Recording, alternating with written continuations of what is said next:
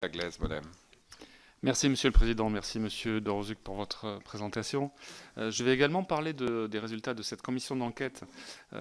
Comme vous le savez, elle a effectué 33 préconisations et je serais intéressé à connaître votre positionnement sur notamment 3 de ces préconisations et éventuellement les moyens que vous comptez déployer pour être en mesure de les mettre en œuvre positivement.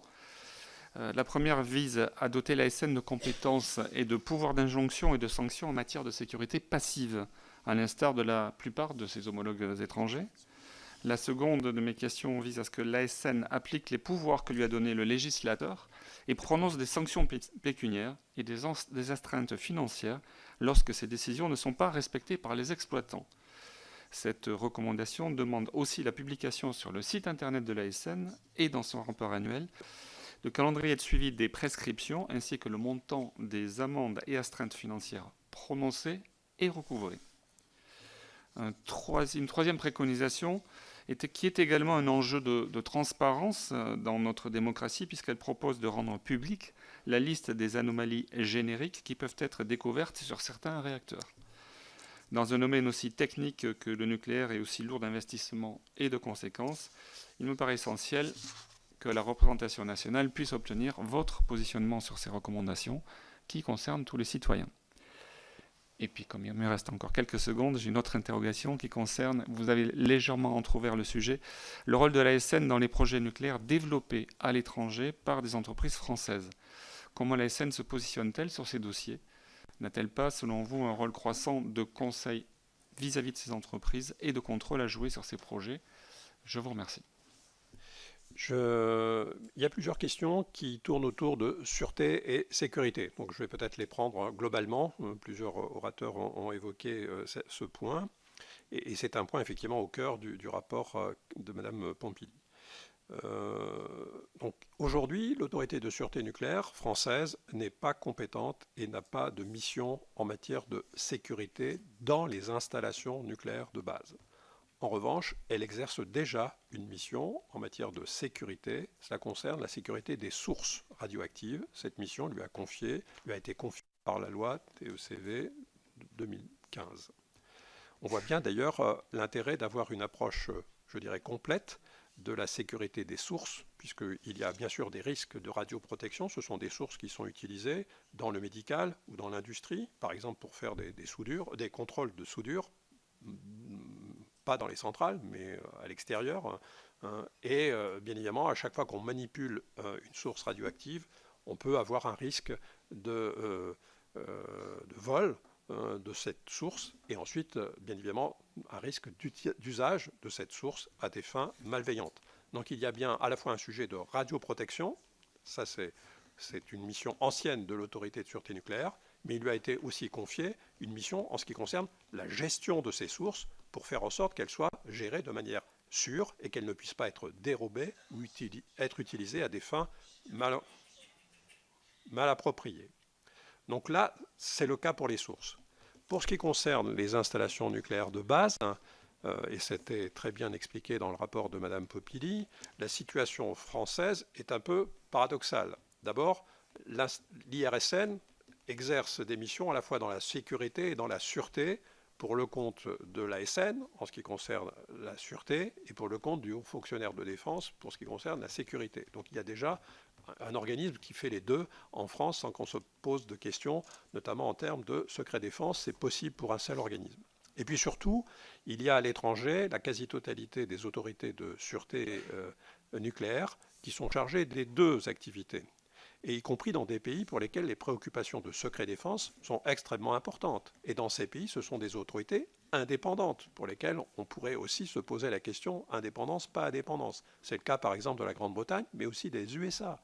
Donc je ne pense pas que l'argument qui consiste à dire ce sont des sujets de secret qui doivent être traités par des gens à part n'est pas nécessairement un argument pouvant être considéré comme impossible à dépasser, puisqu'il l'a été dans de très nombreux cas à l'étranger dans les autorités de sûreté nucléaire et en France pour l'IRSN. Donc je suis favorable, comme l'a exprimé d'ailleurs Pierre-Franck Chevet, à ce que les missions de l'autorité de sûreté nucléaire en France, l'ASN, soient élargies aux missions de sécurité. Mais pas en ce qui concerne la définition des menaces et des interventions qui doivent rester du ressort des forces de l'ordre, du ministère de l'Intérieur. Donc la définition des menaces à prendre en compte dans le dimensionnement technique, organisationnel ou humain des installations ne doit pas être du ressort de l'autorité de sûreté nucléaire. En revanche, une fois que ces menaces sont définies, la prise en compte de ces menaces dans le dimensionnement, dans les organisations internes, peut tout à fait être prise en compte et être gérée de manière intégrée avec la sécurité et la sûreté. L'exemple qui était pris était celui des piscines. Effectivement, lorsque l'on se pose la question du dimensionnement des piscines avec l'épaisseur des murs, on peut tout à fait imaginer de rajouter un scénario qui est celui d'un projectile pour pouvoir déterminer si le mur est suffisamment épais et peut résister. Alors que c'est bien un sujet qui est pris en compte au titre de la sûreté. Donc en termes de cohérence, il me semble que sûreté et sécurité nucléaire pour les installations nucléaires de base pourraient être confiées à terme à l'autorité de sûreté nucléaire. Ça suppose bien sûr une réflexion approfondie. Ce que je souhaite, c'est que l'ASN puisse y être associée le plus vite possible si une telle orientation était prise, de telle manière à ce qu'on puisse bien définir le rôle des acteurs, peut-être même de tenir compte de l'expérience étrangère pour pouvoir réfléchir sur le cas français. Donc, voilà sur les trois sujets concernant la sécurité et la sûreté. Pouvoir de sanction. Alors effectivement, la loi TECV a élargi les possibilités dans la palette de sanctions qui existaient ou d'injonctions de l'ASN en introduisant une possibilité d'amende administrative et d'astreinte financière. La mise en place de ce dispositif, vous le savez, est liée à la mise en application d'une ordonnance de 2016 pour laquelle il n'y a pas encore de texte réglementaire permettant la mise en place de ce dispositif. Donc l'autorité de sûreté nucléaire a prévu la constitution d'un comité des sanctions, de telle manière que le pouvoir de la décision sur les sanctions soit séparé du pouvoir d'instruction et de contrôle. C'est prévu dans l'ordonnance, mais cet organe n'a pas pu être mis en place jusqu'à présent.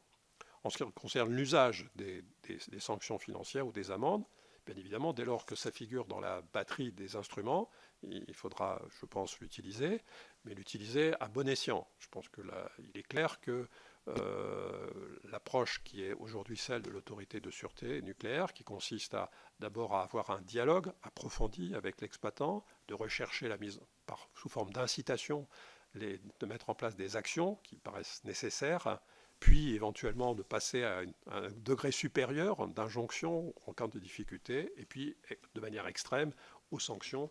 Il faudra avoir une approche proportionnée. Et je crois que c'est l'intérêt de tous d'avoir un dialogue constructif sur la manière dont on pourra mobiliser, l'ASN pourra mobiliser ce nouveau pouvoir de sanction. En ce qui concerne la liste des anomalies génériques qui ont fait l'objet de deux interventions de votre part, à titre personnel, je ne vois pas d'obstacle à ce que ça soit le cas, mais je me réserve la possibilité d'examiner en profondeur. C'est un point que je n'ai pas encore examiné à ce stade, donc je suis plutôt favorable, mais sous réserve d'investigations supplémentaires.